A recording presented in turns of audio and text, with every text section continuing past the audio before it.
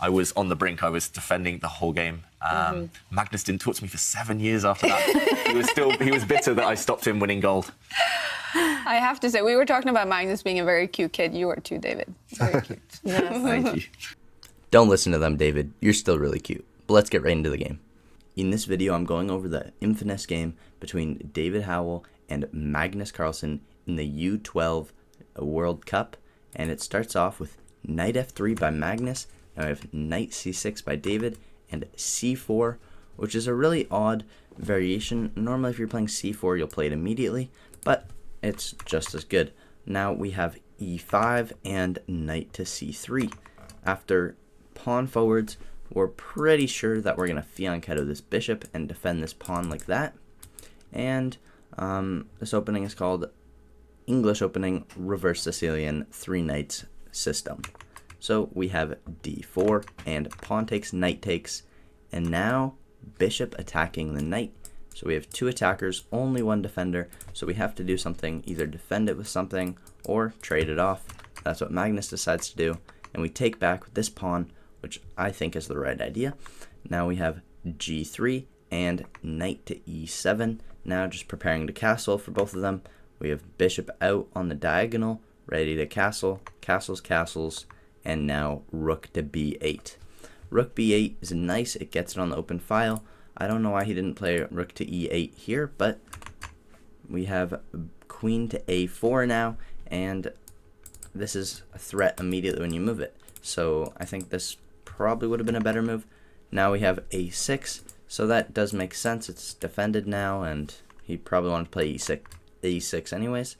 Can't talk. We have rook to e8 like I was talking about, and rook to d1 for Magnus just on these open files. Obviously this is an open file because you can just move the knight and then it becomes open. So we have pawn forwards and now knight to d5 because this pawn was guarding it and now it's not, so we can go there and we trade off with the knight. Now we have bishop takes, queen to e7 now, threatening taking here. Magnus defends it with blocking with the bishop, and also he's defending this pawn that was also threatened. Now we have rook takes b2. So David had a lot of threats there. This move was attacking here, it was attacking here, and his pawn was attacking here the whole time. So we have queen to c4, creating a battery here, trying to see if he can get anything here. Maybe push this pawn. We'll see what happens. We have a bishop here. Now Magnus decides to trade the rooks, which I don't know. I think if I were Magnus in this position, it's a must win to get first in the tournament.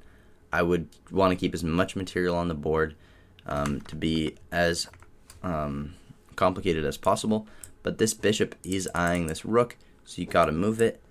Maybe rook here is better. Rook a b1 is the best move. So Magnus did play the best move, but I would want to keep it more complicated. Now we have pawn forwards to c6, and bishop drops back to f3. Now king over, and I immediately saw this and thought he was going to play here. The computer says it's the best move in the position, and I don't know why Magnus didn't choose to play it. It looks like it's the most natural move, because after you play it, he's just moving back to where he was. And then you can move back to where you were if you wanted to, but if you wanted to keep it on h6, that would be fine too. But he decides to play rook d1 instead, which is the second best move, so it's not terrible. And now rook to d8, and bishop h6 is still the best move from the computer. But Magnus plays h4. It's not a bad move. He still has a slight advantage here. But now, after king g7, Magnus can no longer play bishop here. And this king has a little more activity than Magnus's, although they're pretty much the same now that he plays king g2. They're on the same files, like the second file, right? Now we have pawn forwards, and I like this move from Magnus, but it does overlook this, and it does make these dark squares a little bit weaker, but we'll see what happens in the game. We have bishop g4 and queen to f6 now. Yeah, like I was saying, the dark squares don't look too good for Magnus here, and yeah, these pawns are just clamping down. I don't know if it does anything, but like it's not good for Magnus. He really has no attack here. I don't see any attack that Magnus could have. Maybe rook here, but like I still don't see it. Maybe pawn here. We have a d5 from David, and this is a very good move. Magnus takes with en passant, and we have bishops trading, and queen takes back, and Magnus really has no advantage anymore. We have rook takes, and everything's traded off. Magnus, he didn't have an attack, so he decided to trade everything off. But this was a must-win game. I don't know why he'd go for such a drawing endgame, and he's like so much higher rated than I am. So he definitely maybe saw some danger. I don't know. We have queen c4 and queen blocks, and he just trades off the queens immediately. Now we have a 4-on-4 on this side and a 1-on-1 on this side, and we have same color bishops.